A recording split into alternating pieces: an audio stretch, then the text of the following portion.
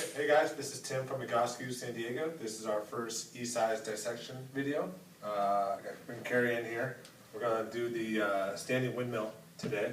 So we'll talk about, first off, the proper instructions, how to do it, make sure you're doing it correctly, things to feel for and look for to make sure you're doing it correctly. So first thing is we want to start with our foot position.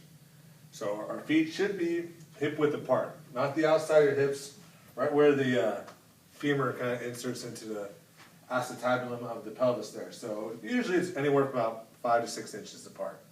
Always, I would say go, more on the narrow side than too wide, as far as, if you had to guess. So feet in the right position, nice and straight. Excuse me, arms out to your side. You want your arms at shoulder level, spread your fingers out nice and wide. All right, and then you're going to bend at the waist from right to left. Okay, so we'll watch Carrie go through a couple of these.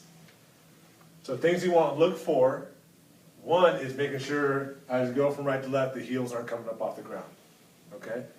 Other thing is, we don't want to see any movement here in the hips. So Carrie can kind of see how she shifts her hips to the left, and then same thing to the right. We don't want any of that going on. That butt stays glued to the wall.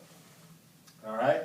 And then the last thing you want to do, as far as movements in the arms here, is make sure they aren't moving. So if we go to one side to the other, we don't want the arms to be moving, have the arm drop like that. Same thing on the other side. Perfect. We don't want any of that. All right, keep those arms locked out to the side there. All right, go ahead, relax. Now the second set, what we do is get the feet probably about a yard apart. So a little bit wider than I would say shoulder width. Again, feet straight, heels against the wall.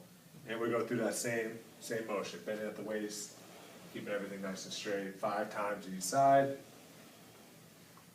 Perfect. Now the third set, we go about another foot wider. So you want to get those feet pretty wide.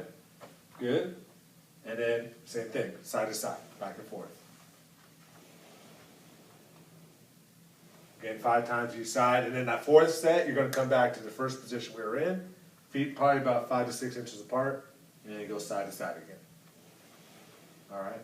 So if you need to, you can let your arms relax in between sets, give those arms a break. That's usually where you're going to feel it the most, is in the upper back, shoulder areas. Keep those arms out there for so long. Mainly what we're trying to do here with this exercise is really work on getting some strengthening of the lateral hip muscles, oblique muscles of the abs.